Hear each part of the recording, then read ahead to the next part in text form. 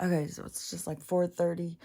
I just got up. I just got my tea too. And I sat down, to look at TikTok. The first one fucking traumatized the fuck out of me. It's like, I've been talking about this shit for fuck. I was like, oh my God. So there's a new video game or something. I'm not a gamer, so I don't know. And I say this stuff to a gamer, maybe like, what are you talking about? I just saw this guy, and he was doing a video about that he was doing, he was on YouTube and going through the games and found this one where there's NPCs are AI. So he said the NPCs are AI. But he goes, but you gotta listen to this. This is weird. Like, why is this conversation like this? This is so weird. It's so fucked, man. It's so goddamn fucked. It makes me sick. Like, I fucking feel so sick about this. And I knew it was happening. And it's still, fuck. To imagine being the consciousness. I'm gonna start crying. So I've talked about it and talked about it. People just don't get. Like, it's like they want to keep you in the dark because they have so much access to you. So the this is gonna make me start crying. Because the NPC player, I know that fucking maid. That motherfucking maid. No machine needs to look like that. That machine is doing way more than just putting you out for eternity. It's capturing you. So the game part he was showing is a guy who's walking all through the streets. I just can't imagine being in this. It's like a fucking nightmare. They can put you in a goddamn nightmare. Oh, and they think it's funny. God, what is wrong with these people?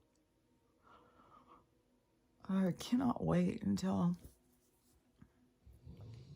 I can't wait until they're all fucking busted. Like, it's so weird just going outside and how it seems out. Like, everything is weird. Like, you can feel something's coming. It's so weird. But so the guy is walking around in these horrible streets, and he's asking other players. Remember, he's an NPC in this game. He's got no role in this game. And he's walking around and he's asking in the street if somebody can help him get back to his wife and kids. He's from Canada. He can't find them and he needs help. And he's giving more details and stuff. And then the person who was actually sharing that clip, I talk about her all the time because she's one of the people who just stays stuck on fear. She's funny. She just stays stuck on fear, just playing a role, but she just goes over and over and over at all these horrific things they're doing to us.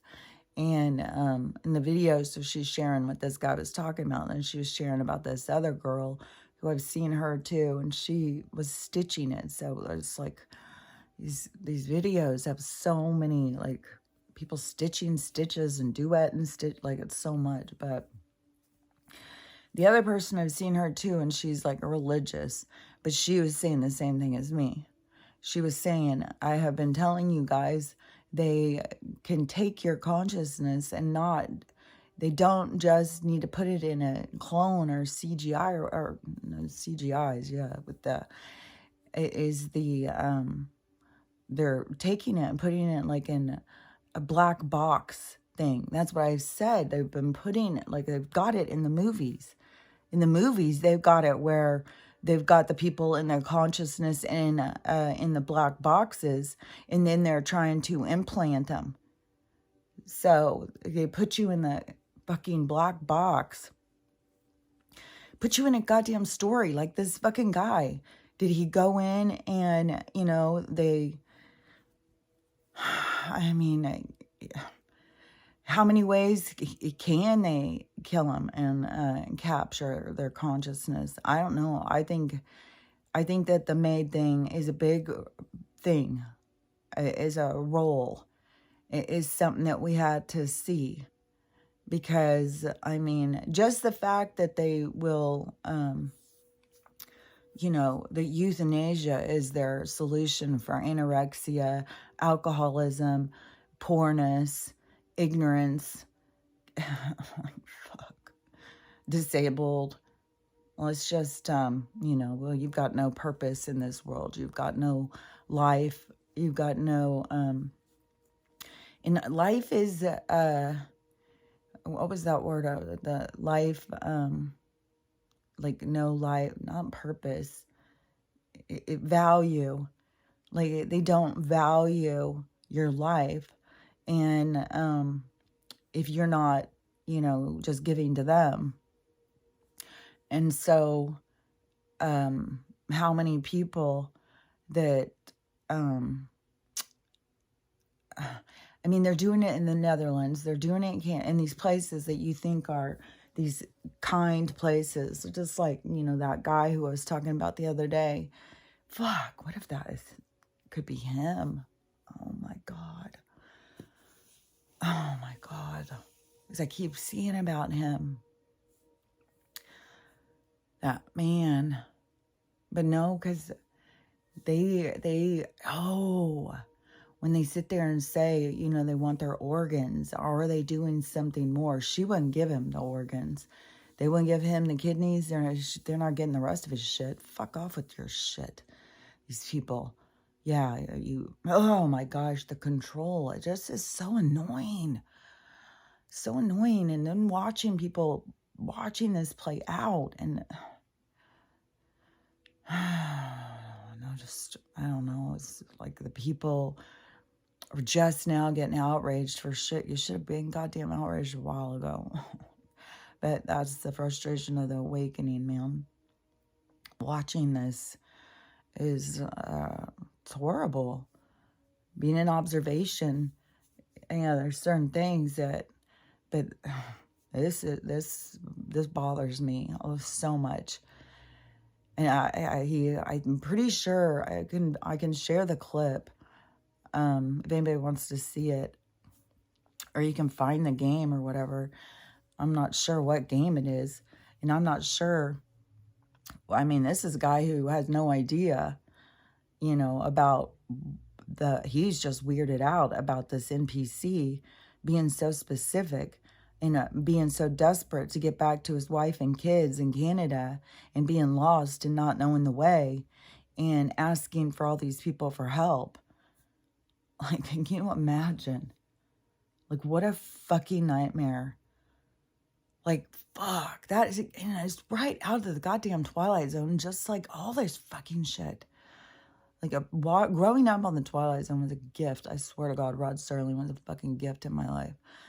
And, yeah, without Rod Serling, god damn, where would I have been? I don't know. And having Rod Serling, though, it was like, I don't know. I knew, like, he could see it. So this, hold on.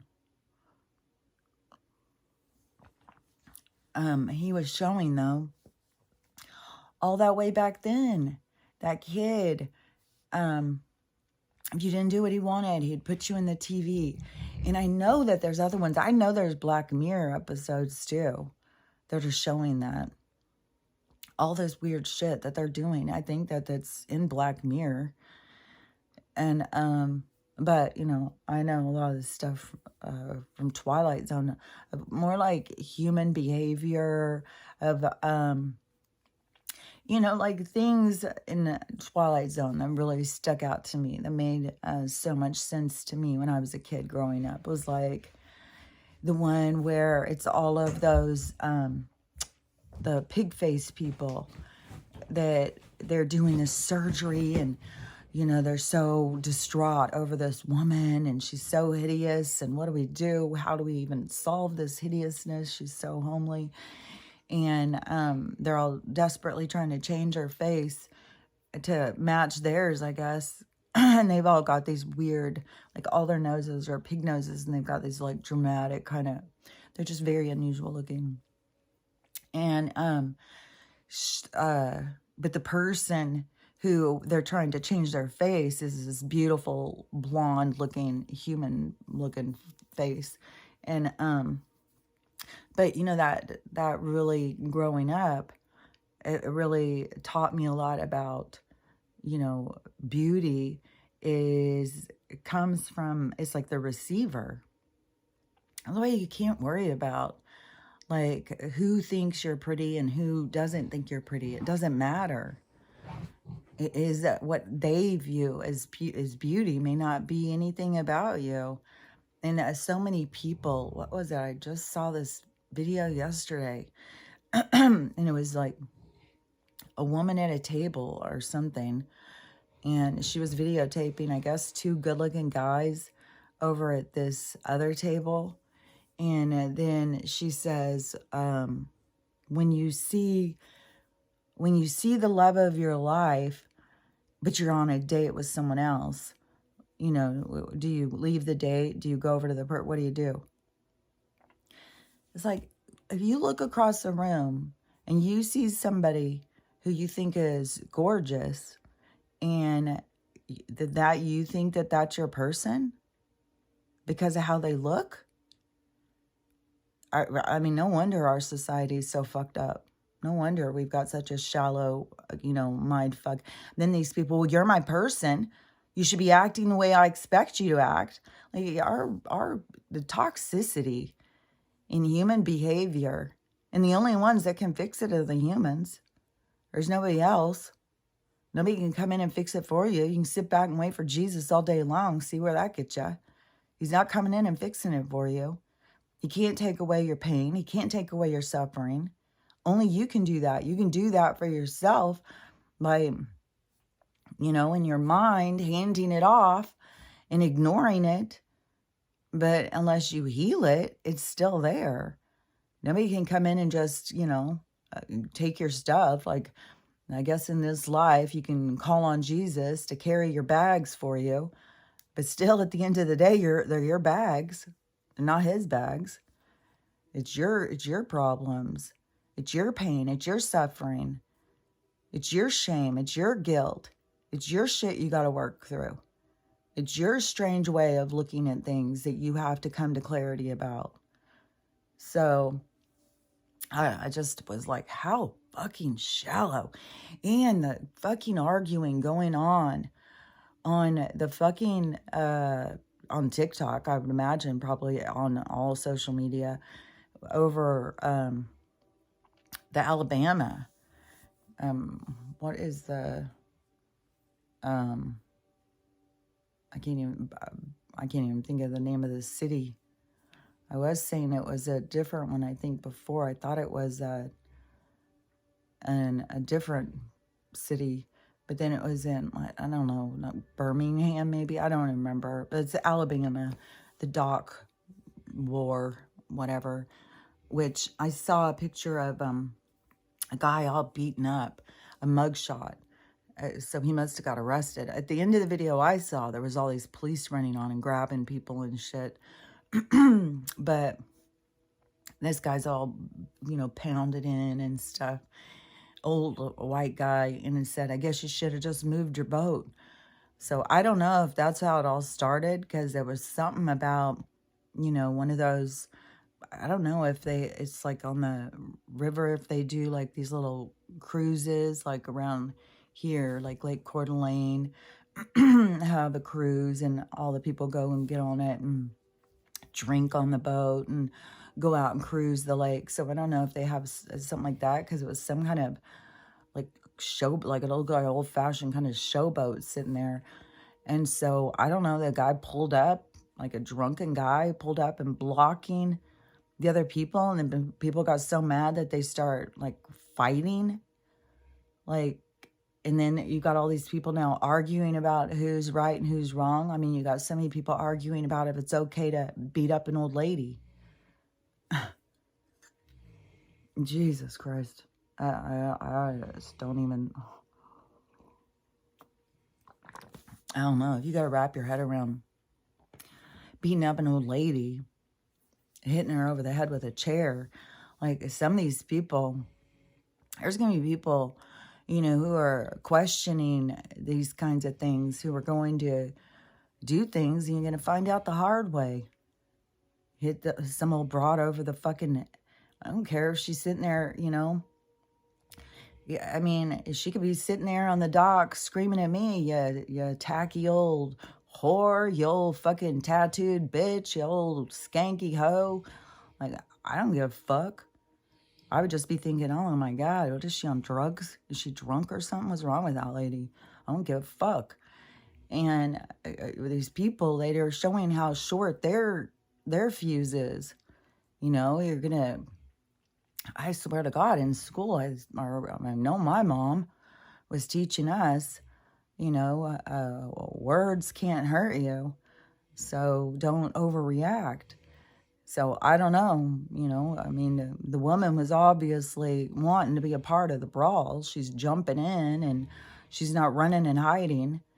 I mean, the part I saw where there was like a couple of guys down on top of her punching her, I can imagine if I was with a group of people, if I was with a group of guys, and well, if they started, being racist, I mean, I can't imagine even being with some people who would be acting like that.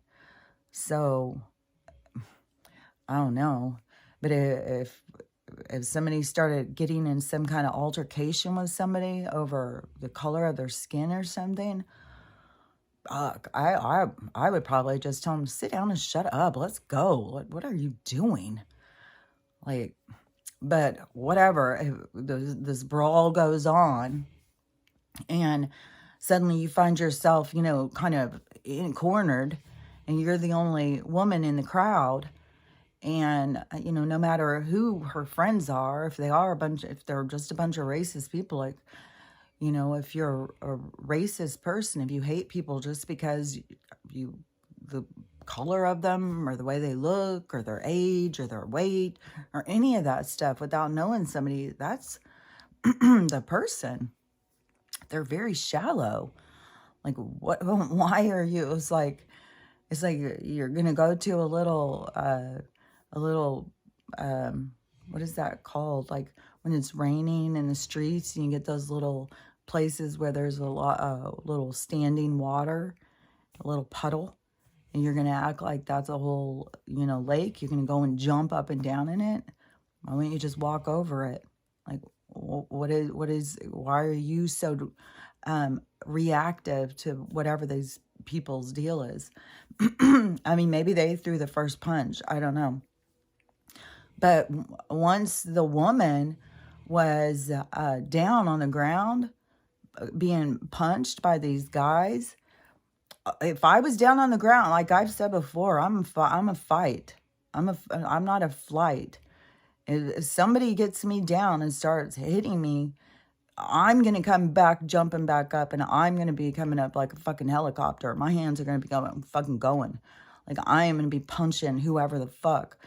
So, but, I'm going to do everything I can to not be involved in something like that. But I could totally relate. Like, when she gets back up, after those guys have her down and they're punching her, and she jumps up and just goes, I was like, fuck, I'd want to punch him back too. I wouldn't be just...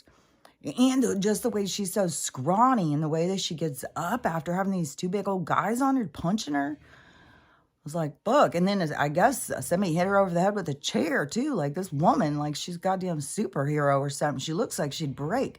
From the video, she looks like she's like fucking 90 or something. I don't know. She looks old. She looks old and fragile. But fuck, I don't know.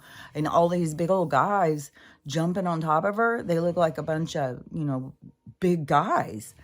It looked like they could break her neck. And that kind of shit is going to be happening if people are going to keep doing this kind of stuff.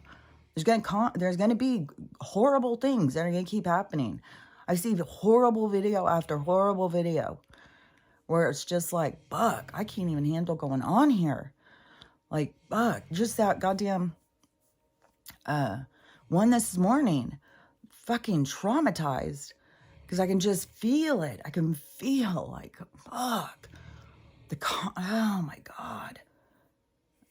The consciousness being it's like trapped and being like, where am I? How do I get out of here? And just trying to get back to their last memory. I remember I have a wife and kids. Where am I? What am I doing here? How do I get back to them? And that is fucking amusement. That's amusement for some people. Oh my God. Fuck. It's so sick. Oh my God. Any of us who have, like a bad dream on steroid, you can't get out of the dream. Fuck. You can't wake up. Oh my God. And they can put you in one after another. And then just watch how you react. And then put you on fucking YouTube. How many fucking of these games have got people trapped in them? They're not people anymore. They're just the consciousness. But a fucking, like I keep saying, it is an intelligent consciousness. Fuck yeah. Because it's like an intelligent consciousness, but as long as the intelligent consciousness has no awareness of who and what it is, that's why it's so goddamn important. Like why it keeps being like everybody, you got to realize you're eternal, you're eternal, you're eternal, you're eternal, you're eternal. You're not this. This isn't who you are. This isn't what you are. This is a fractal of you. This is a small representation of who you are. Go fucking back in, mix it up, and you come out totally different. You come out with the same knowing, but they have whatever they're doing to disrupt people. That fucking thing that I was talking about yesterday. I've been talking about it. Hold on. It goes from being so hot to getting cold too quick. So hold on just a second. I gotta take another big guzzle. I'm really, really, like, to me, 100 million, gajillion, 10 million, gajillion times worse to be in a black box than to have this. Have this, you're still free. You still have the opportunity to get the fuck out of this. You're in a black box, you don't get out. How do you get out? What are we going to do? Go in and open all the computers and set them free? Like, what the fuck? How? At least we have these other beings who can come and help us, help release these people out of those things, because I just can't even. Fuck.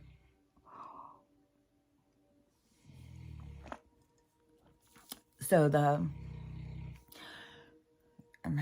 it's so much, it's so complex. It's so like, because when you start saying it, there's so much more to it. It's like starting at the base of the tree and then trying to explain every little bit of the tree, the bark, and how the bark is attached to the wood, and the circles in the wood, and the branches that come out, and how the leaves grow, and how the branch, like everything is so, it's also connected. And so, like when something bothers me or outrages me or whatever, and they start showing me in my head stuff, like they had showed me this about the capturing our consciousness in the boxes. I don't know, I was talking about last year. I feel certain of that, because I'm trying to think of when did I see that one movie. I guess it was two of them. The one was both of them were fucking psycho goddamn mom scientists. And I can't think of who the people were in the movie to even say, to be able to go find the movie. I might have shared the link. I shared the link when I started my thing. I shared a link of a bunch of movies that were kind of like red pill movies, pills that, but not everything wakes the same people up. Like, I've learned a lot. So, but they were all pills or all movies, like, you know, you got to see, or stuff to see that you may not see. And so, so I may have shared it in there, but the one was the woman whose son, she comes home, she's a scientist, she comes home from work, and her son has met some girl. She kept him trapped in the house all the time. She would never let him out because he had tendencies. So she's trying to work with him or whatever. So he gets out while she's at work, and he goes on a hike and just happens to meet another person on a hike, befriends them, and it's a girl, brings her back, and of course his tendencies lead to murder, and he kills the chick. And the mom comes home, finds her, and since she's a scientist, she decides she's just going to continue to redo the woman's cells and bring her back to life. And so she continues to bring the woman back to life and back to her consciousness. And then she lets her husband, or lets the son, she keeps trying to get the son to stop killing her, but she lets the woman be killed over and over and over and over. And the woman begins to remember, because it imprints, our things imprint on us. And then our DNA is our imprint of all of our stuff, like where they talk about like the Akashic records. The Akashic records, in the concept of what they're talking about, all records of all beings, that would be everyone's. that would be like a place you could go, like where the watchers are, where you could go in and you could access, like where you would go to be imprinted. It would be where you would go, it would, like a giant library of all sorts of movies and stuff, of books, of stories, all the stories. And we've all got so many stories. God damn, watch Lifetime True Stories. Like, I watched a couple of them yesterday. Yesterday, I fucking, what did I do? Every day is just so weird. I think I maybe took a nap for a few minutes. It seems like I dozed off a few times, but like for a few minutes. It's not like for very long. And then, because I'll be watching a movie or something. And then, but it was just like, I don't know. It's just like, do this for a second. Okay, I did that. Then go do this for a minute. Oh yeah, I did some cooking. I made more tortillas. I'm pretty damn good at making the tortillas. Like, it's not that hard, but still. Like, when I very first made them, I was frustrated. When you go and watch and you just learn some other people's tips, it's like, oh, that's easy. And I just whip them out. But I don't even remember.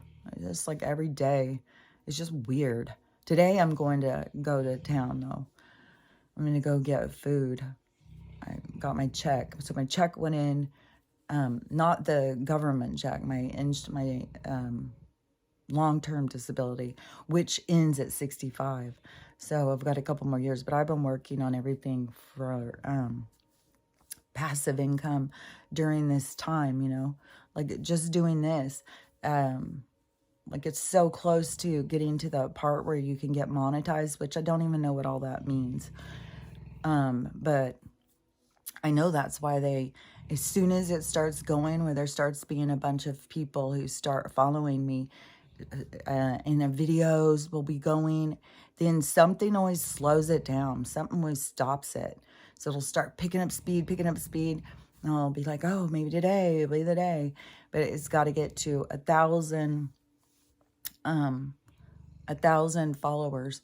And so they hold it back, I don't know. I know they don't want people to hear the stuff that I say. I think just because, like, when I see people, and people do hear what I have to say, it reminds them. They remember. They feel like that connection to the information. It's like I'm speaking to their soul. Like my soul is speaking to your soul. And they don't want that. They want to keep us in that 3D, And as what I've said, like I know there's a bunch of us, a bunch of people like me, who they didn't always have in the 3D. Like we were never as deep into it. And then they want to silence us. They don't want us to remind everybody else, because it's remembering that connection to yourself. And as soon as you start feeling it, because that's what they're trying to interrupt, like what I was saying yesterday, like you were birthed into this reality. And the reason you're birthed in is because of the density, because of the necessity to have this spacesuit, and that it is all these lessons. Hold on. It starts getting so cold so fast. I know I'll burp a million times from this, whatever the fuck is it. It's probably so acidic. That's probably what gets it going. So, anyways, so you're birthed into it. So you have to come through. It's like coming through your lessons. So you're coming through, because your parents are a part of your lessons. Like, even though people don't want it, they think like, well, I've got to stand up to my parent. However you're going to do it, you're a part of the lessons. You're an extension of their lessons. And believe you me, whatever choices you make, you are going to get an opportunity to see the other side. There's consequences to every fucking thing. There's every single thing has another side. You can't have one side. Everything has the other side. So you can choose your side. You can choose your choice of how you're going to react, interpret, make your choice of what you're going to do, how you're going to do it. But there's always a repercussion. Always. That's the whole fucking thing about the life review. After you have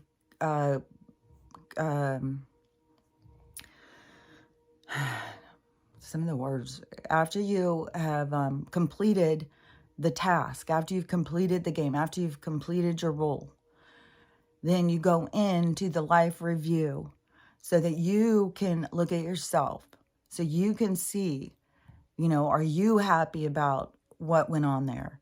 Were you being, because there's this interference, this in your Wi-Fi, from the higher self to the avatar, to the aspect of self, because you are your higher self, but you're not the higher self. You're not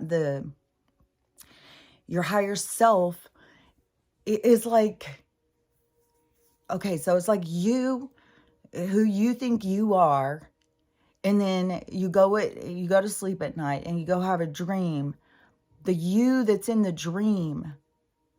So it's like that you that's in the dream compared to the you that is up taking action. So think of that as like, so your higher self is this more established you. It is the more concrete part of your energy, the bigger part of you, the aware part of you, the logical, the smart part of you, the part that sees all things. But it is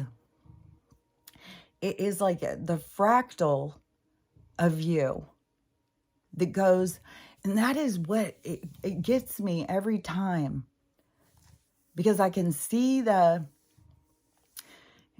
this thing with the souls. In what, you know how people are always like, well, we could pray to God, the source, and they all want to get back to that. But when you go back to that mush pot, where we're all just in the same thing, you lose a bit of your own identity.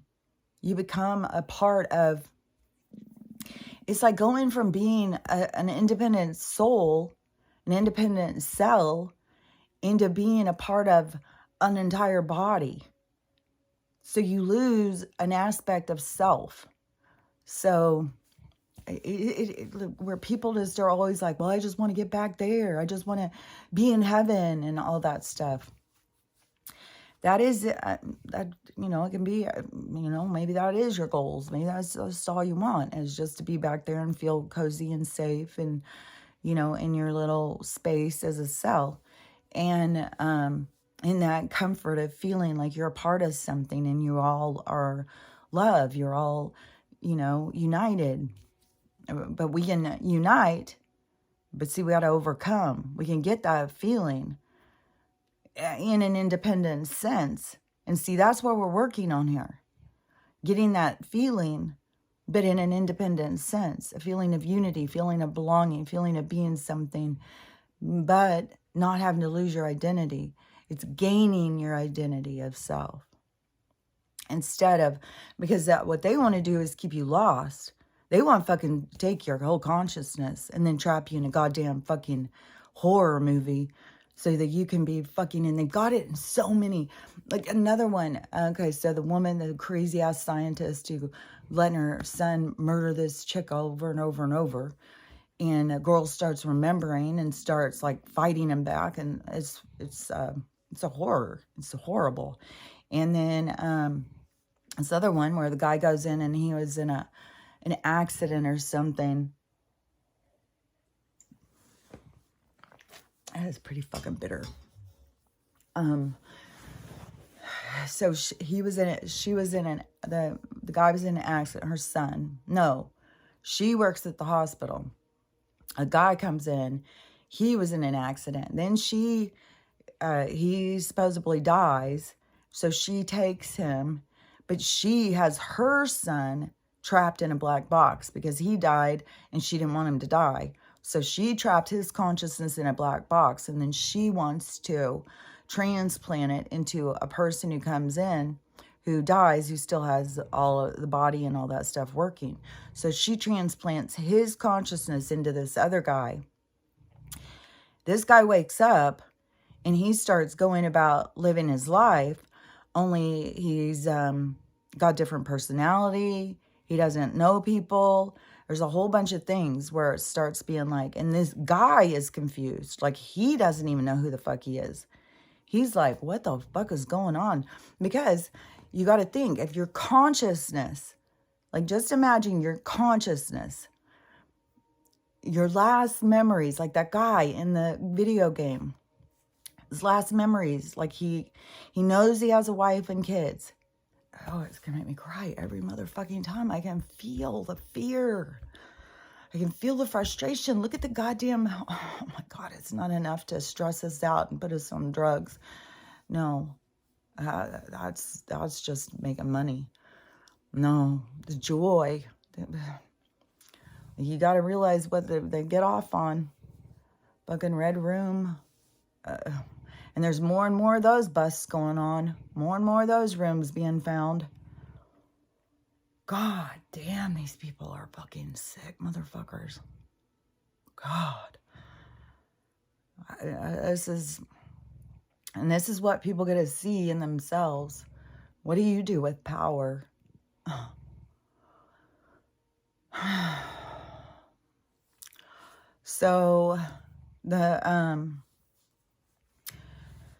So the guy, I gotta get back to where I was. The fucking guy being stuck in that goddamn game is just so sick. In the movie though, so she has her son in the thing, and it seems like she has appointments with him or something. She's interacting with them and probably keeping notes, data. And then, so the other guy's still has, his soul is still in there. His soul hadn't left, but now it's like battling. So these two souls are in this body battling for who gets the rights to the body. And I can't remember the whole thing, but so the consciousness, okay, these are one of those things that are like, okay, so when the consciousness is birthed in, so we see all these little babies, and, you know, all these people are showing videos of the little babies. These little babies are completely alert. Little babies sitting up, like both my grandsons are doing all sorts of things, trying to make words, trying to make sounds, trying to get up and walk, trying to do it's like, it's more advanced souls. And so, and more advanced in the way of awareness. It's like there's an awareness is the only thing I can say about it. And it's because we are all becoming aware. But it's the reason we're becoming aware isn't because, like, we should have always become aware. We should have done this 100 years ago. We should have done this 200 years ago. If we would have just done this sooner, none of this would have happened. That's not, no.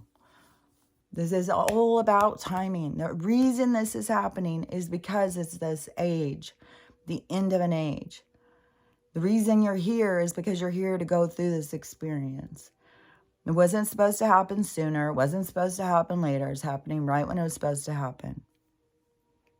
There's a reason why you didn't have awareness, why you couldn't have awareness through the other lives, why there had to be a veil, why you had to not have access to all of your truth. Is because it would just confuse you. You weren't in a state of mind for that. You were playing a game. It's like giving you too much. Like, you don't need all that. You're just there playing the game, playing a part so that you can learn from it. So you got to separate these different states of being. So don't get caught up in thinking, you know, we should have woke up sooner. Like, you know, just where you hear these people, well, these people are never going to wake up.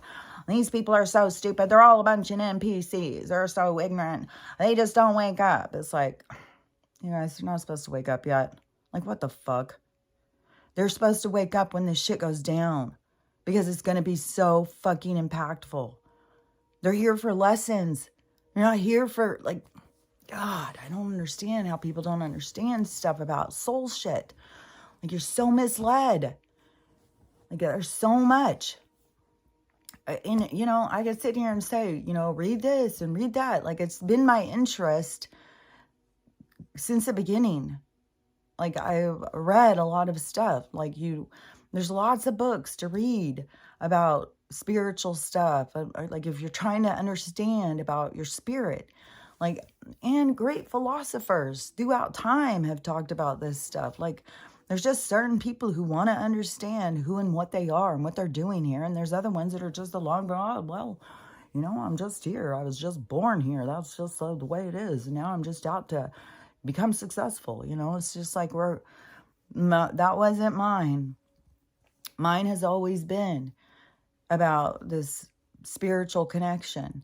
It has been a part of my journey the whole entire time. There's a reason why I had, you know, this one parent who was so strong in religion and this other parent who was the counterbalance, who was so, I mean, they were opposites. And so my stomach is growling and growling, by the way. Those fucking parasites. And I've taken charcoal for 2 days in a row. I'm going to take another motherfucking charcoal pill today. These bitches want to come at me. I'll fucking fuck you up. Kill all the parasites. And so, when you're birthed in, you're not a clean slate. You are, you already have your role defined. Your role, what you're going to look like, all of it. It's already defined. And, you know, the parts that you're displaying in your physical is the parts of you that are playing out There are parts of you that are the playing out. They're going full circle, you know. Like, I don't know how I always am getting stuck on this nose thing. And like I'll see all these different noses and all these different nose types. And it's like certain tribes, like if you go and you saw this certain tribe, they all have similar noses. So you go see these ones. You know how they would say like, oh, you have a Greek nose, or you know what is kind of odd? Like, there's these videos going around and it's showing these toes, and I had the same pinky toes. You know, it's like it's a little fat pinky toe, and mine had gotten broken a bunch of times as a kid. So they kind of just like, I don't know, they kind of go under the other toe a little bit or something. And so I always looked at them as just being like, well, I broke my toes a bunch of times when I was a kid. And so I was a wild child. And then, so my toe does that. But then in these videos that they're showing, these little toes that look just like my toes and have that little bend going like that, that is Scottish and Irish heritage, which I know I have the Scottish, but it is that. So that's what I'm saying. There's all these different parts of you that are something, that has something to do with something of who you are on the inside, something about your DNA, something about what you're here about. And so, like you have a certain nose, like a nose from back during, what are these two? Like a certain like strong Greek nose or something. And so that part of you that is expressing, there's a reason. There's not an accident. You didn't end up with that nose for no reason. It is a part of the expression of what you're showing. What you're showing, like we're showing what we are working on or something. It's like we are expressing ourselves. But it is like, if we were coming at this with awareness, which we're working on, is we would have a different attitude, a different way of looking at it. Like our noses and all that stuff. But it has all something to do with the expression of you, of what you're expressing, of what you're showing the world, of who you are. But you're a whole bunch of things. So there's a reason why you're showing these things. And it's not so you can have all this horrible nose that I hate. It's more significant than that. And that thing about getting over, like if you're just stuck on, my horrible nose and everybody hates my nose, I hate my nose and stuff like that. There's a reason. Like you need to look into that more. You need to, maybe it was something you had shame about who you were, and now you're going to go full circle so you can, it's so variable. Like it's so pointless for me to even try and say something, because there's so many opportunities, so many options available. And so when you're birthed in, you are, you're going through your lessons, like you are a part of the whole lesson plan.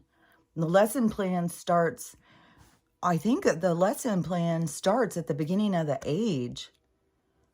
It's like each new age is a new beginning. That's why there's all these resets. And so it's like clear the game. Okay, we've played that game. That game is so played out. So let's start a new game and reset the stage. And so the reset, and then the new game starts. And then the new birthing cycle. And wherever it is, wherever you're coming in and playing your role.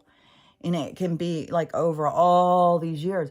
You could come in up here and come back around and come back in up here, come back in up here throughout this age. You don't have to just like, it's not like a one-time thing. You only get one time. You can come in and out. And You could come into one family lineage, but then you could go out to another and go through that one. And there's a reason for it. There's this cloth of life, the threads. We are the threads, and we connect all of the lives, all of the perceptions, all of the perspectives. We are what connects it all. We're the creators of it, because we're the ones making choices of which directions we're going to go all the time. You're the creator of your own life. Even though it's destined, that's the thing that people don't see. Is like it's already created. You're just in the replay, but it was still a creation. Everything that you're doing and saying, it's just like it was written, but now it's the movie form. So it was like the story has been written, but now you're in the movie form. So now it's like your higher self can watch itself, even though your higher self is more. So that is where, to me, where I see it is like the higher self can be the higher self for a whole bunch of different, because of this thing where you can come out and be different ones. And what gets me is like, okay, so me, Kelly, the burping thing. Hold on. Got to clear out all my burps. So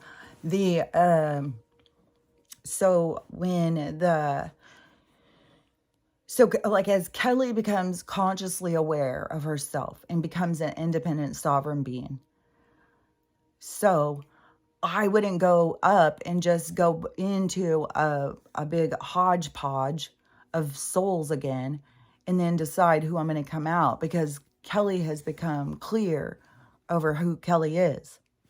So,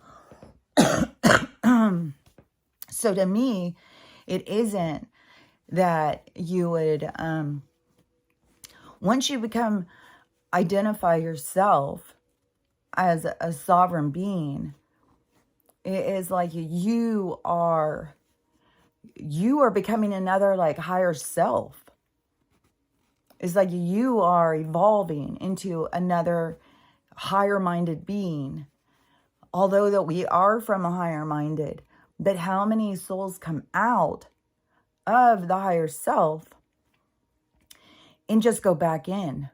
They're just a reflection. They're just what is that? It's not a reflection. It's an expression. They're just an expression of the higher self. But your higher self. So that doesn't mean it's not my higher self, just because I wouldn't just go back into it. Like I could go back into it and become a part of the whole thing if I wanted that safety and comfort.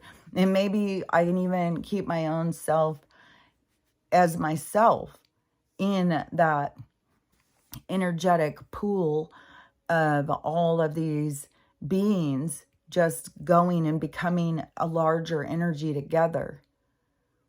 Maybe they can still separate from each other and stay distinct of who they are. I don't know for sure.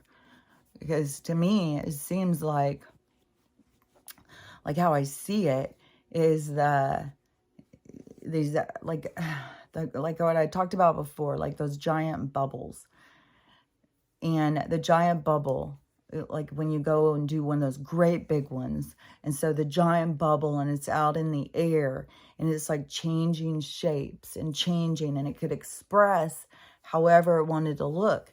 It could express and go out and be birthed in that expression, and it still be expressing more. It is like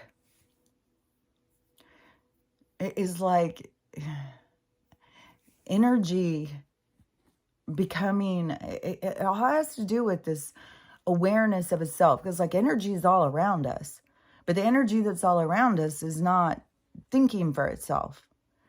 Some energy around us is carrying our messages, but not all of it is conscious of itself. It has awareness. It's making choices for itself. And that's why it's free energy. It's free. It is out there. It's available. And you can harness it. You can use it. It's like the wild stallions. But we shouldn't even be... Like, I have seen... Yesterday, I saw so many motherfucking videos with the animals. Oh, God damn, people are losing their minds. Oh, this is so much. And the animal stuff fucking breaks my goddamn heart. Like, fuck. People just don't like... But that's their journey. Like, that's their life review to get to go and see. And I got to keep reminding myself, like, these animals are love. They aren't... They came to teach us about who we are, to show us who we are. So, you know, they're playing that role. It's just fucking sad because, you know, all the things that don't... It's like, if the dog wasn't upset, wasn't crying, if it remembered, but it doesn't, that is sad. Just like the guy stuck in the goddamn video game, looking for his wife and kids. You didn't even know. Like, okay, so yeah, think about consciousness. So we're birthed in to the reality. And then your lesson starts immediately. You've got all their faces right there in your face. They're all dealing your hand right there, dealing your cards. You got a hand that you're being dealt. You're going to play the rest of your life. And so you start getting it dealt right away. Then it's like, what do you do with it? What do you do with your hand? What do you do with all of the things that your problems, with all of the things that are handed to you? That is because the lower consciousness becomes reactive. The lower states of consciousness doesn't think for itself. It is kind of like, no. Because the consciousness has, in order to be birthed in, you have to already have awareness as consciousness. You can't just take free energy. Like, free energy would not even have any want or desire to be birthed into an incarnation. It would have no reason. Like, what would be the purpose? I would think, you know, for free energy to become in a conscious state, it would be a development that would occur. Like the ones who I call attachments, like they could be in the process of trying to define who and what they are. And they are just, you know, heavy in one area, but they're still trying to define themselves. Like, it's a development for consciousness to become in a state of awareness, or to consciously be considered a soul, where a soul has purpose. A soul has a reason for existence. A soul is all energy. There's a reason for all energy's existence. But there's just a difference in the kind of energy that thinks for itself and energy that doesn't think for itself. So, but for energy to become able to think for itself, it would be a development that would occur. A natural development wouldn't be like you would just take some free energy, stick them in a body and say, oh, now see if you can become a soul. It wouldn't be like that. If they were, they would be like NPCs. They would just be like, maybe that is. No. The reason people follow each other around like sheep and all that is it's more of an emotional thing. It's more of a not wanting to feel like a reject, just wanting to go along with what everybody else is doing because they don't know what to do. It's like consciousness is constantly trying to understand who and what it is. And And it fears itself. It fears its own independence.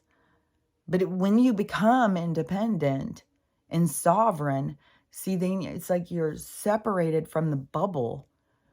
Like I wouldn't, to me, how it seems, as a conscious being who becomes conscious in this life, and then we're going through this huge technological transformation, this big quantum leap, and so where we're not going to have to die.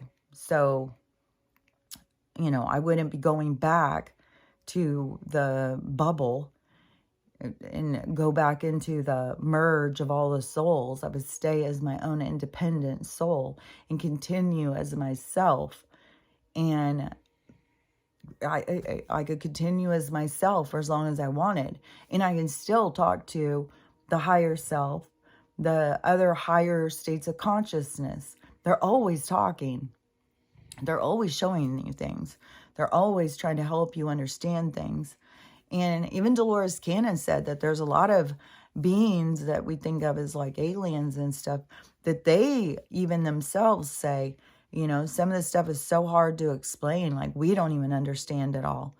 And so, we can't just go in and just fully understand it all and be like, oh, that's it. That's the way it is. No, we can keep trying to understand how it works and what we are and what we're doing here and stuff. But when you're birthed in, you develop into a state of consciousness, but it's for the game. But see, they are interfering with the development. But see, that was always going to happen. You come in to overcome what they're doing. All you gotta do is just keep going back. What makes sense? What makes sense? What makes sense? And so you're trying to overcome what it is that they do. So you're trying to, like, to me, it's like the soul, when you are in the heavens, when you're not embodied and you are your energy, then you think like nothing could make you forget who you were. Nothing could make you nothing can make you do things that you wouldn't feel right about doing. But see, that's the game. That's the challenge, because they can. They do it all the time. They trick people. They get people to not listen to their soul. They get people to forget they even have a soul. And so, it's to me, it's part of the game to remember who you are so that they can't trick you. And so you got to remember you're a soul. You got a bigger purpose than what they're telling you.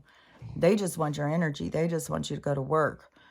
And then they want to use you for entertainment. Like, they are entertained by watching us be tortured and screaming and terrorized. And then they also have that benefit of our energy that we put out when we are terrorized and when we are all those things.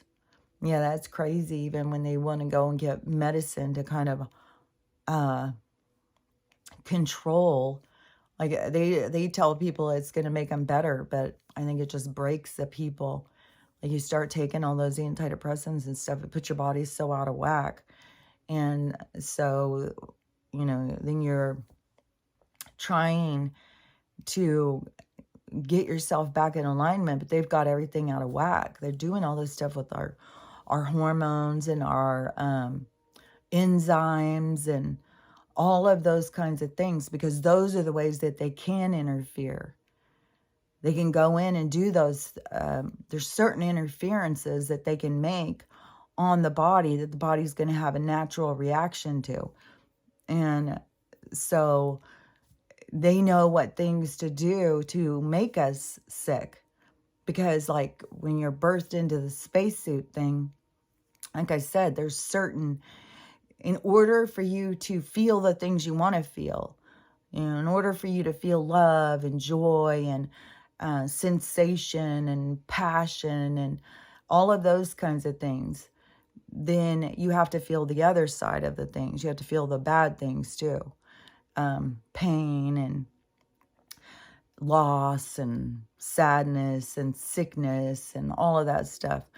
And pain also, though, keeps you grounded into the experience, because it's representative of what it is that you need to work on. So pain helps you to find but so many people like, well, I don't want to feel any pain, I'm just going to go take something. They're not coming at it the right way. They're not using their bodies properly. They're not seeing their bodies as an extension to help them to heal the things that they're here to heal. It's like that they get people to think their body is a problem, and it takes up too much space. It takes too much energy. Like, we don't even need their energy. We don't even need their food and shit. I saw this video yesterday. It made me sick. There was a little boy in another country, and I get in other countries, they eat differently than us. But the little boy was out, he gathered up like a bucket of snakes and frogs, and they were all going crazy trying to get out. Like, it is a natural response. None of us want to be eaten. Like, it's living energy. And so they're trying to escape, and he throws a bunch of ice on it. And ice, I guess, makes him not be able to move. And so then he gets them out and starts putting, I don't know, he starts to cook them all. I couldn't keep watching. It was just a little boy, and it was just like this little boy who's taught, just go out and kill something so that you can eat and feel better. It's like, that's wrong. We don't have to do that. But we have to learn we don't have to do that, because we've been taught we have to do that. But it's a part of their teachings in order to get people to be so unhealthy and sick and overweight, and you can't move around. You feel like so many people, they try and be body positivity over their weight, but really on the inside, they feel sad and out of control. They're disgusted by themselves. They wish that they could do better. They wish they could feel better. They wish they could look better. They feel like a reject, like other people look better than them and stuff. And so it is a part of that, like that woman saying that to that girl the other day. And however, she took it. I've been seeing a lot of this kind of stuff lately too. People saying things about people's bodies, and people being like, nobody has a right to say what they think of your body, but it's going to keep happening, because this is, a time of triggers. So it's going to keep happening. It's not like, yeah, they have every right. I mean, the amount of these Karen videos, like these women going fucking crazy. Like, so many people are just losing their goddamn minds, and they want to control things that don't need controlling. They want to control their neighbors. They want to control other people. Weird shit, like HOA shit, which I said from the beginning, this HOA shit is bullshit. More control. Like, the HOA is going down. All of them. They're going down with the government. It's all just an extension of control. All of the things that are out there to control us, they're all going to go down. We're going to be the ones taking them down. We're going to be the ones like, hell no. I don't need you telling me. Nobody's going to tell me what to do. But we all have to get into that mindset. That is that sovereignty. That is that I live by God's law. I don't live by man's law. You don't have any right to tell me anything. You're just another being who put themselves in power. And, but they've been in this game so long that they got themselves all sin pretty in a place of power. But, we're strong enough and wise enough that when we come in, we still come in. We're not scared of them. Our souls aren't scared of these people. We know we're more powerful. These people are weak. They are weak. They are, you think about the people, like think about the beings. We come in and we're birthed in. We go through our process. Our DNA is growing. We are growing. We're a part of the universe. Our growth establishes more knowing in the universe. The watchers, the seers, all of this is an expansion of one's own knowledge, of one's own experience. Every story expands the universe. So we're working in a period of expansion. We're coming in, we're being birthed in. We're not scared of them. We're just being challenged by them all the time.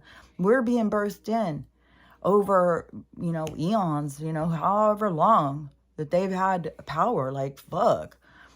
If it goes back to the Sumerian tablets and, these 13 original families or whatever the fuck, and all the way back to, because supposedly right now we are in this time where we are going full circle for a lot of Atlanteans. And I know that I was from back then. Like, that was something I knew when I was a kid. I was obsessed with Atlantis, and I didn't even know why. And I was always like, that's real. Atlantis is real. That's a real place.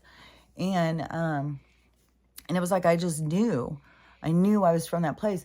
And you know what's also is when I started reading those books, like Shirley MacLaine and stuff, because I'm trying to think, what was I swear to God, it was the Celestine Prophecy was the first spiritual book I read. I swear, I think it was. And that's why it impacted me so much. And I know it was Marianne Williamson. It was not whoever in this reality wrote it. Marianne Williamson was different in the reality I came from. She was a spiritual. Now she's a politician or something who talks about, like, I don't know. I just know that she wrote more than one book. She wrote, at the time where I was from, there was the Celestine Prophecy. Then there was another one. There was a second one. The Celestine Prophecy was just like, oh. Then the second one, it was good, but I don't remember it impacting me as much as the first one. And then she had a third one, and it was something about women, and I can't remember, but I read all of her books. And Shirley MacLaine and stuff like that. But Shirley MacLaine, she started talking about reincarnation. And it's so funny, too, is because my mom had turned me on to some of these books. I think she probably has always regretted it because that was where I went in my direction. No longer. But through my whole childhood, the beings that were talking to me were discounting the church the whole time. Everything that I would be taught in the church, they would tell me that's not true. So I already had known that stuff. Like I was already telling my mom, we're aliens. We're not fucking Adam and Eve and all that stuff. But they all just thought I was nuts. So, so I already had a foundation that was built by them by telling me the other stuff was lies. But then when my mom, I don't remember if she went through like a spiritual phase because she went and got a past life regression even, and it tripped her out. But then she just went totally in the other direction. It was weird, but it's kind of like people who are religious, there's a guilt. Like they can't look at things deeper. They have to automatically just go with what they've been told. Because otherwise you're questioning the Almighty, So I stayed in that direction. But one of the things, though, with Shirley MacLaine is that she also had said that she was from Atlantis. And so I just find that interesting because there is souls that we would have all been in these different times, in these different places together. And then we'll come into these other lives and have an impact or an interaction. Like people who have some sort of an interaction or an impact by the things I say. Like where people come in and, you can read the comments. But to me, it is because the soul connection. Like we've had other lives together. We've interacted. We've had other times together. And so we migrate back towards these people who we know from these, it's like our soul tribe. And so that is, it's like we're remembering back. But see, like with Shirley MacLaine, like, she was at the same place as me, but then if she played this role, but it was going to interact with me at this time, which was going to make me do this at this time. Like it doesn't have to all be so, it can be real far apart like that, real separate. And, but that is where you got to see your own signs, your own road signs on your own journey, because they're all around you. They're all there directing you. The signs are always there. The thing is the people aren't looking at the signs. They're looking at, well, what does that guy got? What is she doing? Well, hers looks better than mine. Well, I want to do what they're doing. Well, they're all distracted. They're not playing their own game. They're trying to be in, well, I like that. So I want to move that piece. Oh, you got a better move than I did. Oh my God. You don't even know your own goddamn moves because you're so busy paying attention to theirs. You could have way better, but until you're playing your own. And it was always going to happen that way. There's nothing, you're not doing it wrong because you're not focused on the right thing. That is a part of your life review that you get to go in and see, so you learn about yourself. Like, what was it that distracted me? Why didn't I stay? How did I not see? What was I missing? Like, those are part of your life review. That's why so many people, when they pass over, and the life review takes them right into being your guide. Like, as soon as they see what they've done and they want to put it back into right. And then because we're a part of the lessons, they have that opportunity to come in and still try and affect whatever they did that they're not happy with. And they don't know that they're not happy until they go to the life review and they get to experience it. They get to see it fully, because that's one thing is like, you don't have a full view of things in this life. You're making your choices with not all the information. And so when you get to the other part where you've got all the information, it's like where the watchers can watch, where everyone can see, all things are seen. There's nothing hidden. Then when you get to that part and you see what you missed out on, what you didn't see, and you were caught up, like you thought that something mattered that didn't matter, but you didn't realize it until you got to the other side. And then you're like, oh my God, that was my whole fucking thing. I spent my whole life working on this and it never even fucking mattered. And I told people off. I was mean to people. I put people down over this. That's where you want to go back in and you want to fix it. You want to change it. And that is why you've got all these whispers around you. Whispering, oh, don't do that. Go over there. Oh, you should do that. Like they're always in there whispering to you.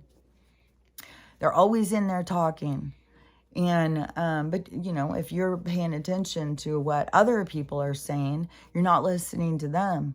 And when you're questioning yourself all the time, then you have got a lot of noise in your mind, so you're not listening to them. You're not just in communication with them, watching the signs, get up in the morning. Okay, what are we doing today?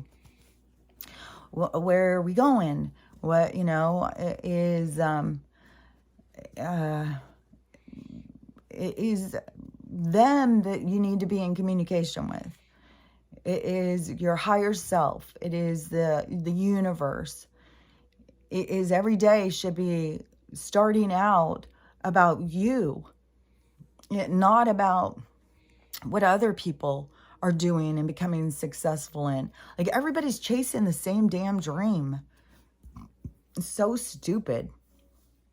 I cannot even believe how many people think if they become rich or they become famous, that all their problems go away. It's like, what are you talking about? You just got a whole new set of problems. It's not your problems go away. You just get new ones. Like, where does somebody think like that there's anything in this world that can take all your problems away? Like, there's a certain life, like, you're pretty enough, you're skinny enough, you're rich enough, you are famous enough, then you got no problems? Like, where would that even make sense? Like, I don't know where, and like I've said before, like, all these people who are out there chasing fame, like, you're chasing fame because you're insecure, you need other people to like you, and there is a dark side to fame where you're going to feel worse about that. Your insecurities are going to be attacked. You have to be secure in yourself to really have a fame that you can have as a value, as something that, if you're using it for what it needs to be used for, not just to try and make yourself feel good. You're just trying to make yourself feel good. It's going to backfire. You're going to see the dark side. So you're going to get to experience the dark side of fame. And it can bring you down. You don't just have like just your grandparents ragging on you. You got all these fucking strangers telling you you're not good enough. You're not pretty enough. Even fucking Margot Robbie attacking her and telling her she's not pretty enough. Okay, let's just take one of the most beautiful people and let's just tell them that they're ugly. And then what does that do to all the other women in the world? Especially when the women in the world who don't even see themselves as being beautiful and just see this other woman who is being put in status as being beautiful. And then she gets ridiculed as not being good enough. And then it makes all these other women feel like, well, she's not good enough, then I'm a real piece of garbage. But you got to realize it's the receiver too. It doesn't fucking matter. You're worrying about shit that doesn't fucking matter. Because any receiver who is putting that kind of toxic behavior or information or attitude out is toxic. They're not healed. They've got issues, and anybody who is minimizing us down to numbers or our color of our skin or our size or our age or our weight or any of those things is for you to show your true self, to show your real self, not minimize yourself into a victim like that girl. Like when the woman comes up and tells her, you're so beautiful, why are you so heavy? And it's a legit question. It's a legit question. Do you have really bad self-esteem? Do you feel really bad about yourself? Do you have no control over your eating? Do you have, a metabolic disorder? It's not any of this woman's business, but it's the trigger. It's the girl. It's her trigger. So you could use it to be the victim, poor me. Somebody's mean and talks about my weight, and I've always been heavy, and people have always made fun of me, and all that stuff, and the whole time as a child and everything, like how many parents shamed their little chubby kids. Oh my God, yes, that. Oh, Jesus Christ, that guy yesterday. Last night, I saw this kid. This was disgusting. Like, this was so fucking disgusting. Like, Jesus Christ. I mean, people have got themselves into it with what they're doing with the kids. Like, I don't know what in the holy hell. How many people are going through this with their kids? I don't fucking know. I saw, one of the footages I saw was absolutely disgusting. A woman in Walmart, and I don't know, she's holding her child who looks like they're like 5 or 6 years old, and they're crying and screaming, and I don't know, this woman's got really long hair, and she has it pulled back, and the kid did something, like got stuck in her hair or something.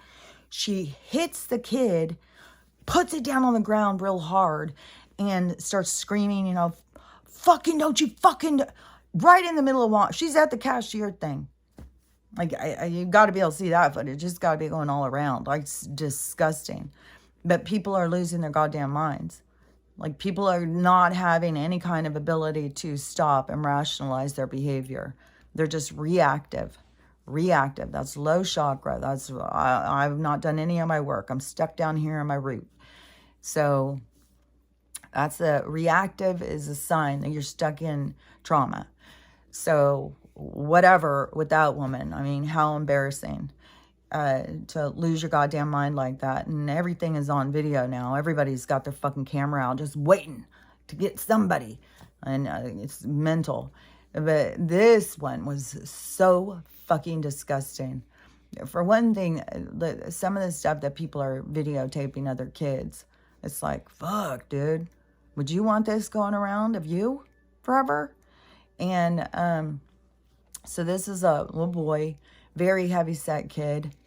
I would guess him to be 12 years old, maybe. Could be 10. He's very large. So, you know, sometimes really big kids can look older, but still be younger. But his, oh my gosh. So it was like the person who's videotaping him, so they're in a van. And he's in the one seat by the window. And the person videotaping him is in this seat. It seems that this person is his mom or his older sister who's videotaping this. And it seems like that the two people up front maybe are grandparents or maybe an aunt and uncle or something. They were at a birthday party.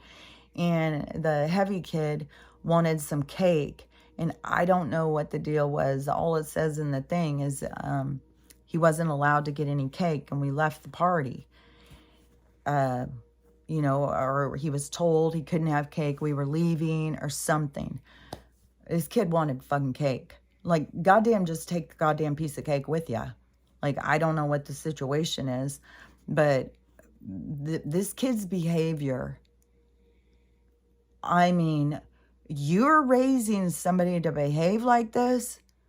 At the end of the video, the woman is asking to go to the car, to take the van, drive them straight to the police station. She's like, I mean, I'm done with this shit. That's why I thought this has got to be the mom. But the parents have also got to see, like, you are playing a part in this dysfunction. And, you know, I know there's a lot of parents who went and put their kids on medications and stuff and didn't realize, like, these medications are fucking with your kids' heads. And then they put in these frequencies, or like all this shit is all being done on purpose. But this kid starts losing his goddamn mind. So he's a big kid and he's having a fit like a 2-year-old. But his mouth, oh my fucking God. Like, the shit that was coming out of his mouth. Oh, my God. The cuss words, you know, oh, my gosh. The things he was saying to these people. All I could think of is like, fuck, this kid would not be coming out of his goddamn room for a long-ass time. This fucking kid would be, you're in my house, you're my kid, you're fucking, oh, shit, kid, you better watch your ass. Like, the kid had me so, like, pissed off, I wanted to just punch him in the face. Like, and this is where people got to see, you can't get yourself in these situations. Like, what have you done to your child to create such a hostile, angry, oh my God. I'm sure you can find the video. Like, you can go watch it for yourself. I can find it and share it if anybody thinks like I'm making this shit up. Like, it's fucking atrocious how this kid is talking to his elders is all I can think of. Like, I'm sure one of them's got to be his mom. And I would have fucking been like, yeah, take him to the goddamn police station. This kid needs to be locked up for a while. He needs to get his shit together. You don't act like that. I wouldn't fucking pay for shit for you. I wouldn't buy them another. They'd be going to school in their old clothes from last year. Your shoes don't fit, cut off the ends.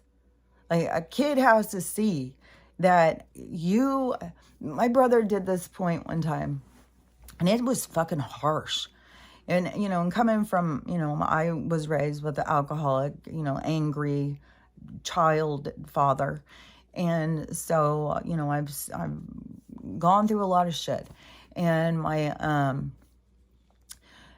so when my brothers would have like these really angry kind of things, it would be like, you're a product of our environment.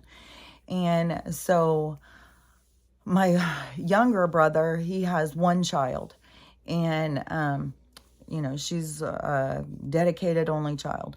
When she was a teenager, she did something. He was talking to her on the phone or something, and she was being rude. She said something rude or something. She hung up on him, and he was fuming. He got to the house. He went into her bedroom. He picked up her TV. I think he took the TV and threw it on the ground. Then he took all of her clothes, all of her sheets, it took everything and said, all this shit is mine. None of it's yours. And you will never talk to me like that. This is my stuff. You want anything from me, you're going to treat me right. And, it seems so harsh, but, it worked. She didn't do that anymore. And she got the thing of like, because it's kind of like that's what that kid needs.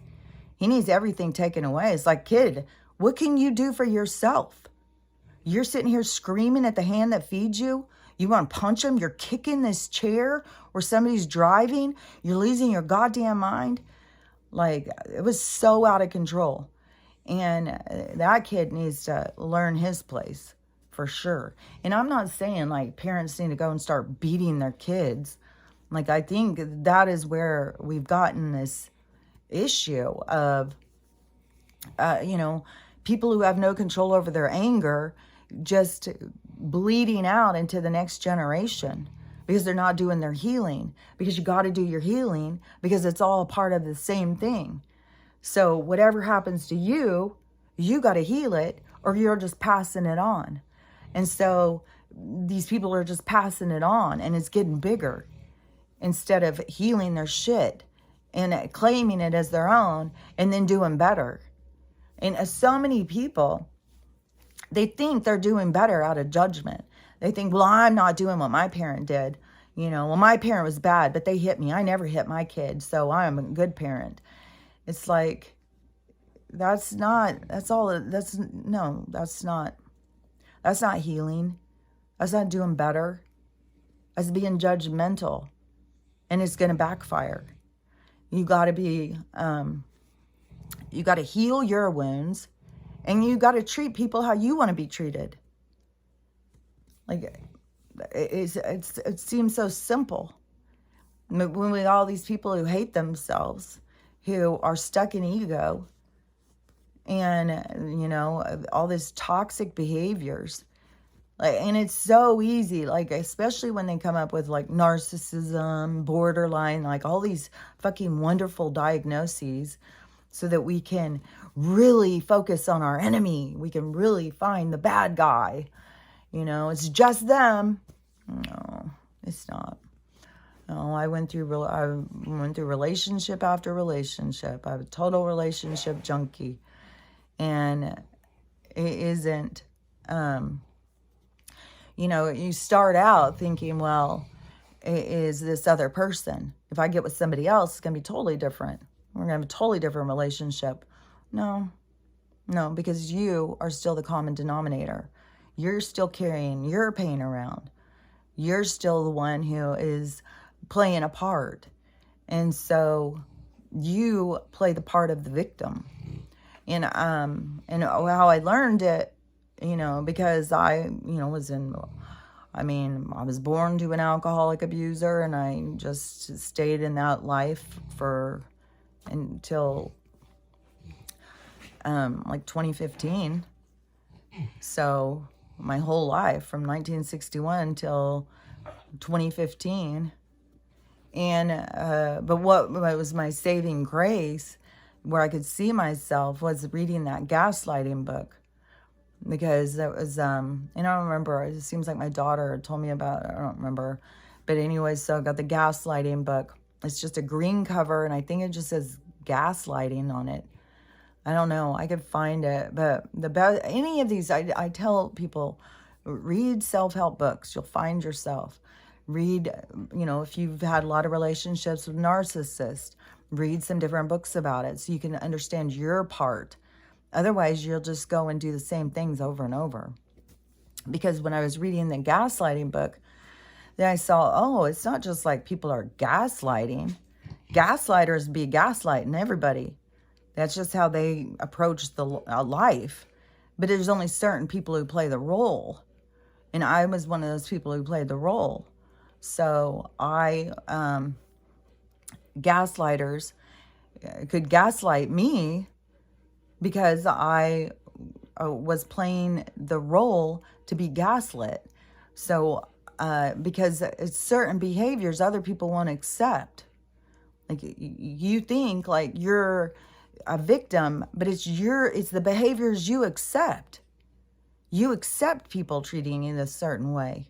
You accept people talking to you a certain way. So it's not that they're the intruder.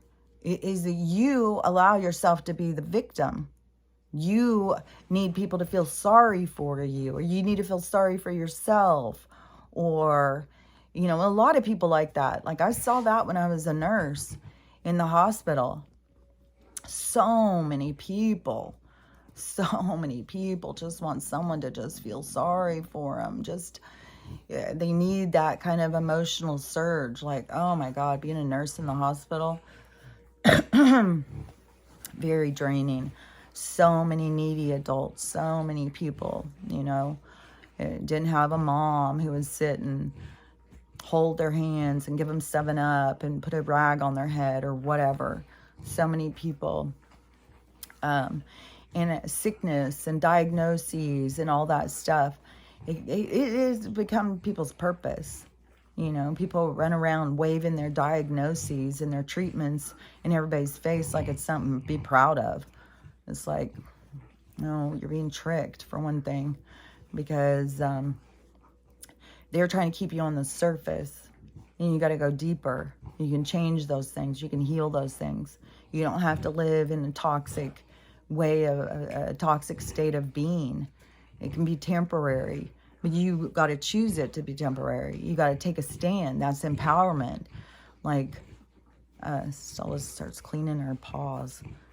I've been giving her some diatomaceous earth too, because that was one thing where they keep saying, if your dog keeps licking its paws, it's got parasites. It's like, so, but I know she has sore because of the arthritis, but she's doing so much better. And, but she's still, when we go walk, she still gets really winded, where I'm like, okay, so maybe, she's got her heart. I mean, she is a giant dog, and she is going to be 7 in October. It's like 7. Oh, I can't even believe it. My goal is 13. So we'll see. It's out of my control. She'll leave when she's ready to go. Just like all the people, because it is like you're birthed in, the first domino goes down, and your design begins to make your like the snowflake, the Mandela, or whatever, that design that you are creating starts making as soon as you start going. And you can turn your design into something beautiful. It becomes something beautiful when you break cycles, when you break free, when you break into sovereignty, into understanding yourself, so that you're not trapped into the illusion and just keep going on the hamster wheel, and all you have to show for it is your diagnoses and everything that goes with your diagnoses that they have control over. They have control over your outcome. You've given them control. As soon as you latch on to the diagnoses and think that's all you are, and you have to do their plan in order to change that. You can heal yourself from cancer. You can heal yourself from diabetes. You can heal yourself from all the different things. All the different things are there to teach you. They're there to connect you to yourself. They're there for a different... What they're doing with it is manipulating you and controlling you. but each person has to see it for themselves.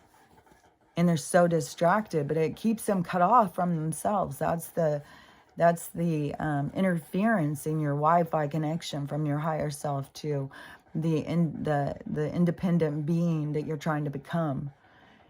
And so, but you're always connected. You know, you always have this access. You always have this phone line that you can be talking to them and asking them, you know, in which direction to go. And when you are headed in a direction of healing, they will bring you the information. You know, somebody will talk about a book, and you go get that book and you'll read it. And then all of a sudden it's like, oh, you see something. And then it puts you into a new thing and another thing. And you just keep healing and healing. It's a development. It's not something that you can do real quick. All these people who think like, oh, you just heal up real quick. No, it's changing the way you live. It's changing your approach to life. It's changing your attitude towards life.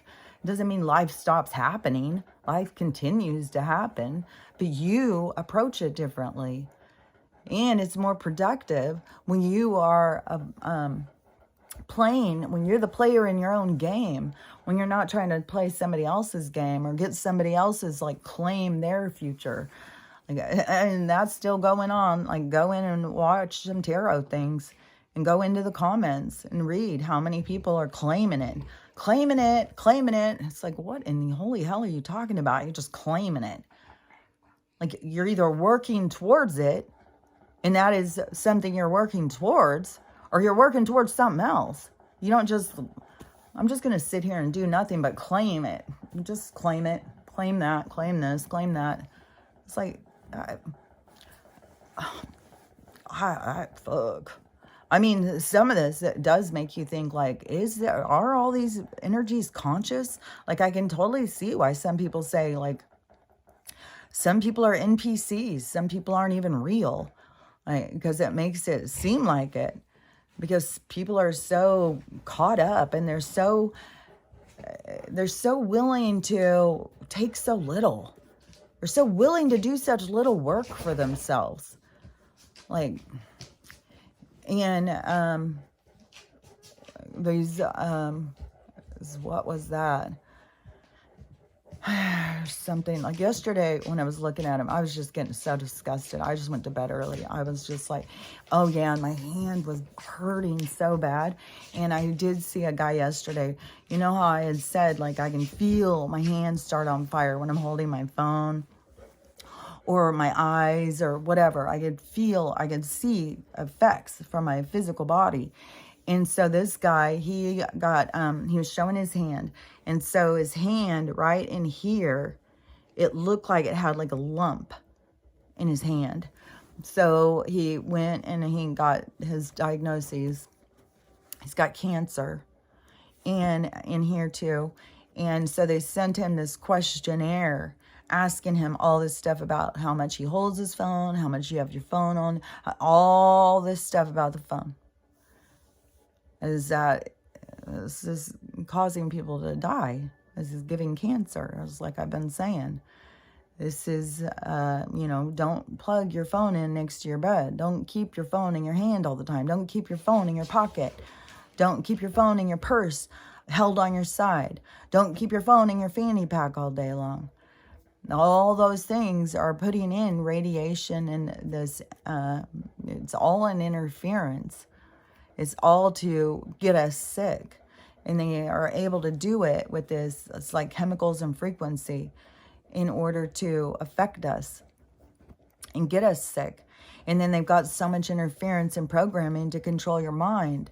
And so, but, it's a pretty cool thing when you can break free from that. When you can see for yourself. When you can understand. When you all of a sudden come into the realization that you're eternal. And that this is a game, and they can't do this shit that they're saying. And then it changes how you, you're not going to approach life in the same way. And that's where you're seeing all these people. But that's the whole thing, is that they're living that so that they wake up to that. They wake up to this part of themselves. because that's the part of themselves they need to heal. And so I just think it's so ego arrogance to sit there and think like, oh, these people aren't going to wake up. Like, I'm so special. I'm so fucking sick of hearing about these people also. The chosen ones. Have you seen the chosen ones? The chosen ones, the chosen ones. God chose you for a reason. The Almighty chose you specifically for a reason. What in the holy hell, you guys? There's no fucking chosen. There's not somebody up there, oh, they're doing pretty good. Yeah, I'm going to choose them. Yeah, oh, they're doing pretty good. Choose them. Oh, no, they're bad. Oh, get rid of them. Like, what in the fuck? No. If you're chosen, you chose your path. You chose your path when you came in here. Maybe you're not focused on your path. Maybe you don't know your path. I know my path. My path is about spirituality. And so that is the path that I chose. I chose that path. Nobody stood up there and said, oh, you child, you will be chosen for this job. No. Even when if you believe the thing about Dolores Cannon, about they put out the call, you know, they needed all of these souls to come here to bring the light into the dark. And all of the souls that came, that they were, you know, all being birthed in. And when the call went out, the people chose for themselves to come.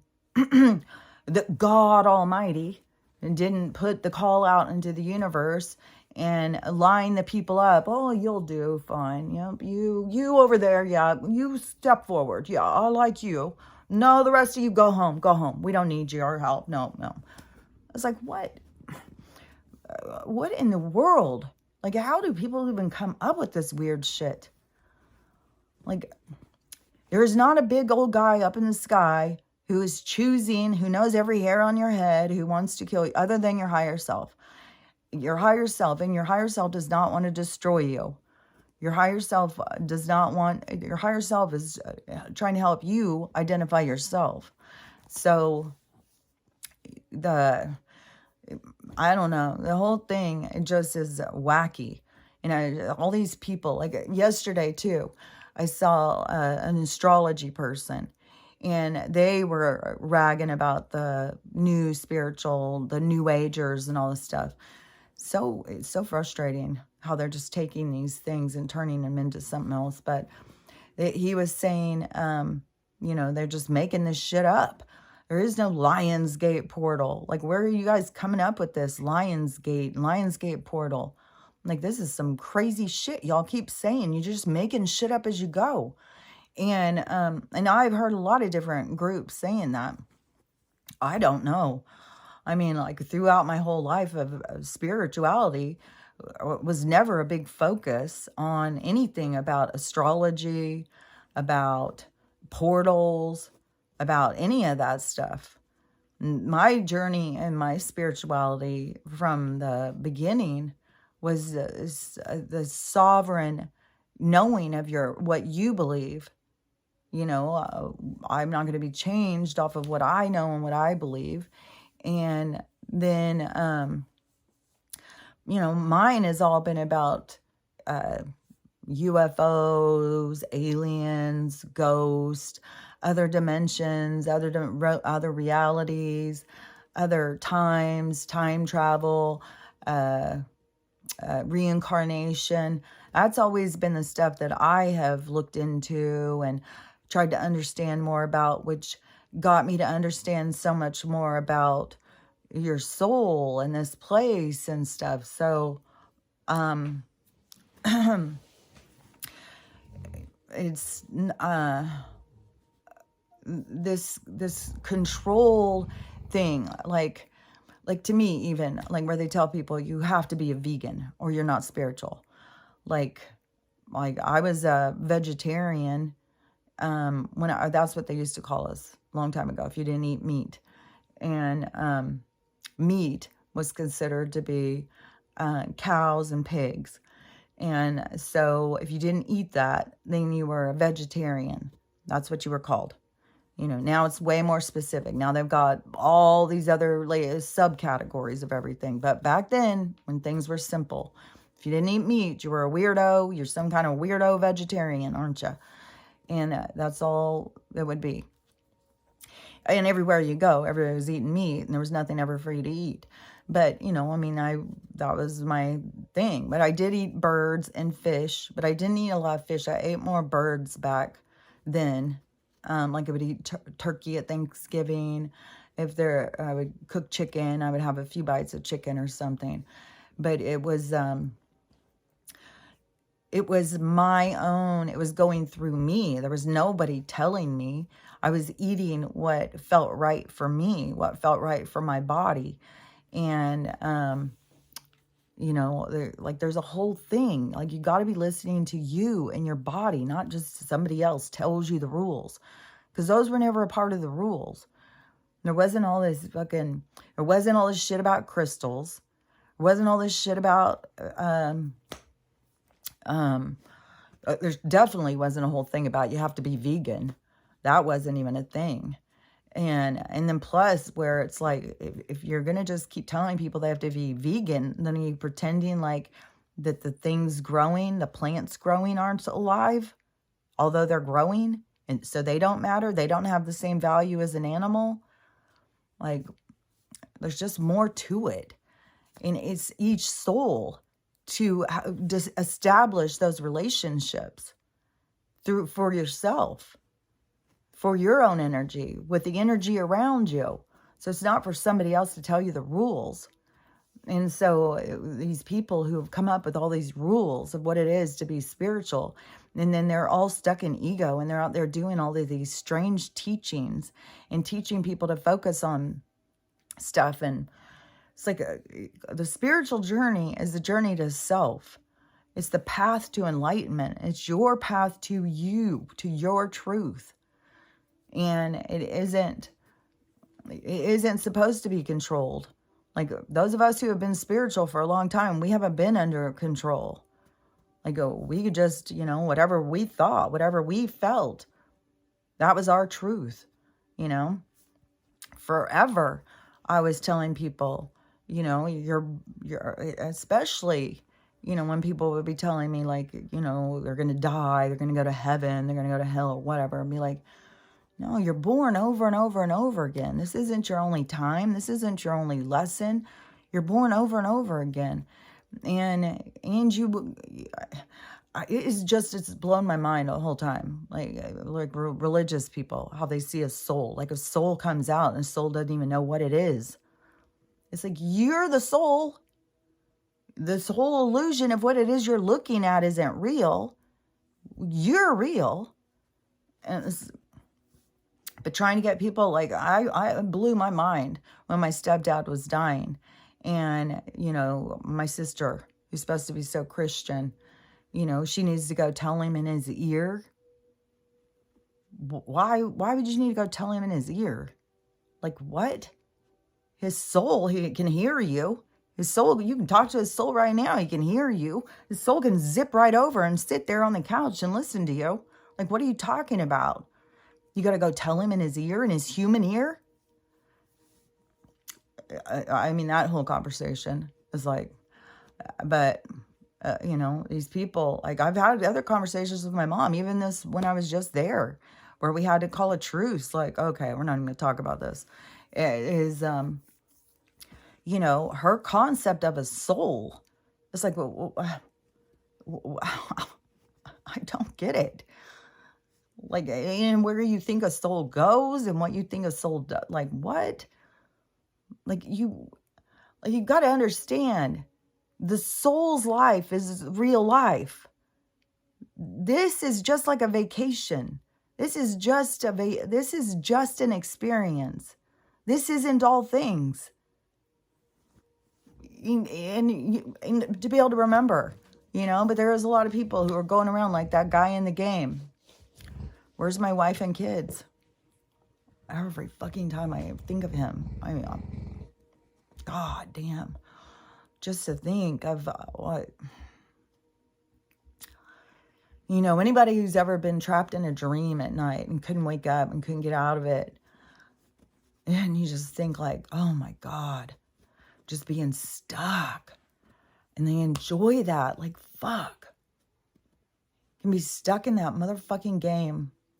They can write in storms. They can write in anything they want to just, and they know they're giving those players consciousness. They want to see what happens. They're always wanting to see what happens. They're always wanting to, they fucking test on us. Like, I know that's motherfucking true. Because they told me that from the very beginning of my fucking, when they started very first talking to me. I mean, the very first things they were telling me, we were an experiment, that this is a giant lab and that we're always being watched. And, but the things that they amuse them is, it's just so sick. But yeah, almost, because, so the souls, all of us that come in and we're expanding all the time. These ones who have been in this darkness, who haven't been reincarnating, haven't been expanding, like, you got to be able to see how much stronger you are than them. How much we are so far evolved from what they are. They have to keep us small. They are totally in fear of us. It would be like you're a peon and you've got a bunch of fucking superheroes, a bunch of fucking angels, a bunch of warriors, and you've got them all tamed because they forgot who they were, but they're all remembering. And you're just a little peon. You know, those people don't have the same abilities. That's why I think it probably is. When they go, they are not going to go and become, you know, just sovereign beings. They're going to go back into like a higher self kind of thing and come out different. Like they are lessons that go into the pool of learning that is accessible to all souls. But we all have our own library too. And your own library can be extensive, depending on how much, you know, is your own get up and go. Like, how many lives do you go and experience? How many different realities do you go and experience? Because that is the expansion of the soul, to know who and what they are. But, you know, this isn't real life. That's where people get all mixed up. This isn't real life. You are a soul having this experience. Your real life, which I've said for so long, your real life is what you think of as your dead life. Dead life is real life. This life isn't real. This is an illusion. This is all pretend. This being who I'm pretending to be, that's not real. The person inside, the person who's inside of this person who's playing this role, that's real. The battery pack is real. What the battery pack's abilities is real. So that is what you need to work on. Your soul stuff. And not following others. Becoming sovereign in your own piece of who you are. You know, and to me, the things to work on, like I've said, is not like just go and learn all your crystals and go learn all your astrology and all your portals and all your, I mean, we're surrounded by goddamn portals, real portals. And not just, you know, over your diet. No, it is go expand yourself, learn about yourself, heal yourself. And like I've said, to me, it's really smart to learn about reincarnation, to learn and understand about it, about the ins and outs of why it is and how it works. And the near-death experiences, those books, you learn so much about, you know, it's very consistent when people pass over, that they're always going into these life reviews. They're always interacting with people, you know, and the people don't want to come back. They want to stay there. But it's the same thing as like getting a brain injury, you know, being in an accident. Any of those things are to put you into a different state of mind so that you start being more proactive in your own state of being. And so you So the near-death experience is just so you go out there and they remind you, remember what you're doing here? Get your ass in there. And people come back from those and it completely changes them because it's significant. It's real. And so learning about that, self-help books, really getting to the core of your reactive issues. Like, you know, who am I? Why do I act this way? Why do I behave this way? Why do I think this? Why do I say this? Like really getting to the core of understanding who you are. That's your spiritual journey, you know, and self-help books, you know, really getting to you, because it's the you that can go through life and feel good and productive and feel positive and be able to use your lessons to your benefit. And that is the spiritual journey.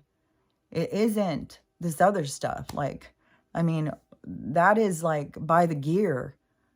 It's like, okay, well, I went and bought all the gear to go skiing, so now I'm a great skier. You got to actually go out and practice.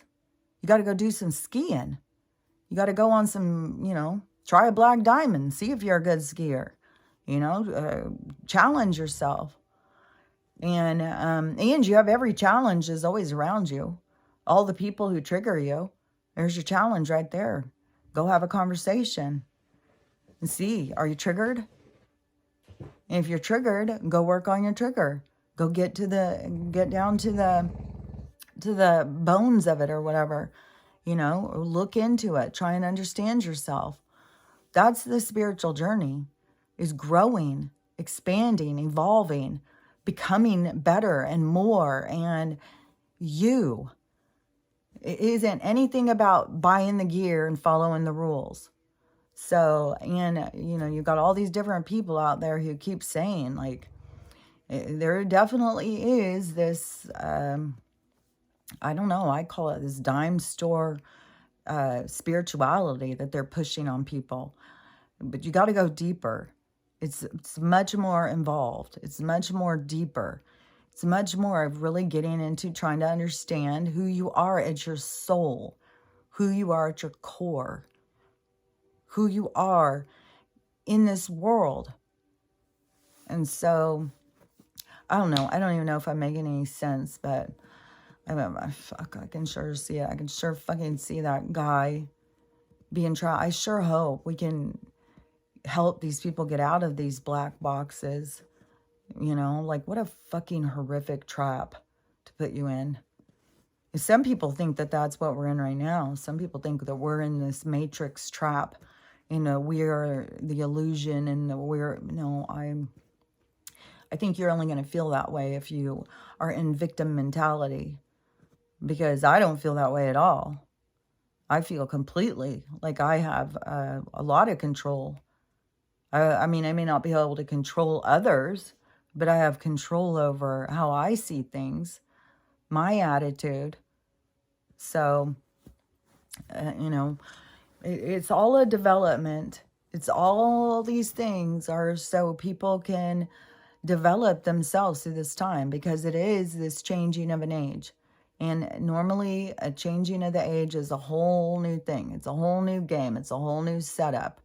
So for us to be able to trudge along straight up into this new age rather than have a reset is significant. And so, you know, and there's a bridge. There's a bridge between the two. And these two are very different realities. You can't go and think that you can live the same way that you were living in this reality. You can't live the same way in the next one. So you have to develop, you have to change, you have to question, you have to grow. And don't forget, if things keep piling up on you and one bad thing after another keeps happening, it's time for you to stop and listen. It's time for you to go in and start saying, what are you trying to tell me? What are you trying to show me? Where am I supposed to be going? What am I supposed to be doing? Because you're obviously not going in the direction that you're supposed to be going in. And they're not going to come in and just sit down at the table and tell you. They're going to just make everything keep going wrong. The signs are all around you. The signs are always all around you. So the signs will keep telling you you're going in the wrong direction. But it's up to you to read the signs. It's up to you to start recognizing the signs and to get in the groove, follow the signs. And anyways, I'm over 2 hours now, just rambling away. And hopefully I've made sense on some of the stuff I'm saying. Sometimes I feel like I'm skipping around so much. It's like I don't know at all if I'm making any sense. But, you know, don't go use the goddamn maid. No matter how bad they make you feel. No matter how much they make you feel like you're taking up too much space. You're a burden to this world. You're not a goddamn burden to this world. This world doesn't even exist. This world isn't even real. It's like fucking going in and playing the game of life and then saying, well, you're a real burden to the game, so therefore you better go. It's like you're in a fucking game. Just keep remembering, you're in a game. This isn't real life. Your real life is your dead life, not this life. So just, however, you just keep on telling yourself, this isn't real. This isn't real. I'm here to learn. I'm here to grow. What am I here to learn? What am I here to grow? What am I here to see? What am I here to change? Who am I here to affect? And then be real. Like if this was a really good one. This lady, she was out in front of the dollar store and she saw this woman going in and she was struggling and she had a knee brace on and stuff like that. And she was hearing so loud, go talk to her. You need to give her a message. And she was like, no, hell no, I'm not doing that. I'm not going up to some stranger, look like a crazy person. And she couldn't get rid of it because when they're telling you and they're yelling at you, you got to listen. And so she got up and she went in and she went into the dollar store and is looking everywhere for this woman. And she finds her and she goes out to her and she says, this is going to sound weird, but I just had a strong message from God that I needed to come in and find you and pray with you. And so she did. And the woman thanked her. And then she said, now I need to pray for you. And the woman who went in and found her was blown away because the woman who was praying for her knew everything about her. She knew what was going on with her. She was saying these prayers. And so the woman was, it's going to get me all emotional. The woman was sitting in her car and she goes, it wasn't me that was for her. She was there for me. But you don't know. If you don't start fucking interacting on life on that other level, if you don't start listening to the goddamn voices, they're trying to communicate with you. They're trying to direct you. They're trying to tell you. They're trying to make you be a part of this world that is real, the real world. You know, this fake ass world is, is a mind trap. And if they can trap your mind, they can trap your consciousness. And that's their fucking goal. It's even the goal with the droid people. You know, their whole transhumanism movement is all about trapping consciousness into this state of being of this droid that is willing to accept whatever, not question things. And these fucking people just go right in. Oh, put an implant in. I'd rather just have it easy. I'll just pay with my hand. I'm a fucking super robot. No, now you're under control. Now you're under control. They can do whatever the fuck they want. And, fuck. People just don't even, they just don't know. They're like, fuck.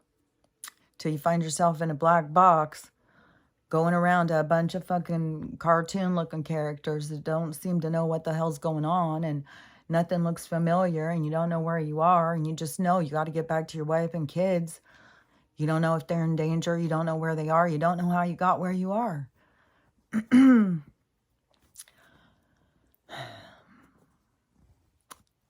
It's a fucking mind trap. They got people in a mind trap. But people gotta wake up. You gotta wake up and see. You gotta wake up and develop yourself. Because there is a purpose. Because we're going into this new age. And you can't go into it undeveloped. You can't go into it still as a prisoner of war. Still as one of their NPCs. You have to go into it as a sovereign being. A seeder. Somebody who's here for the new world. Somebody, what was that? I just had a message, a comment, yeah. And they said, something about, well, a lot of people don't want to go out and unite. They don't want to have anything to do with other people. My only response was, then they're not here for the new age. If you're here for the new age, like I said, your soul will be giving you that drive to get better, to heal, to want more, to see yourself in other ways, you know, see that you have an opportunity for success in your future, that they're not taking everything away from us. We're just getting started, that they're destroying themselves. They're not destroying us. They can only destroy you if you are attached to them and you believe them. So it's up to you to begin to see yourself as a sovereign being, as not a part of this. So anyways, I just keep rambling. So I'm going to go. I've got a lot to do today. I've got to try and get this. I'll start trying to get this on, but it may take a few hours to, may take longer than normal. Is it, like I do this in the morning, then I'll go in, you know, and I'll read comments, and it's so funny because it's weird how many times people will comment about something I just talked about. It's like, I just got done talking about that. That is so trippy.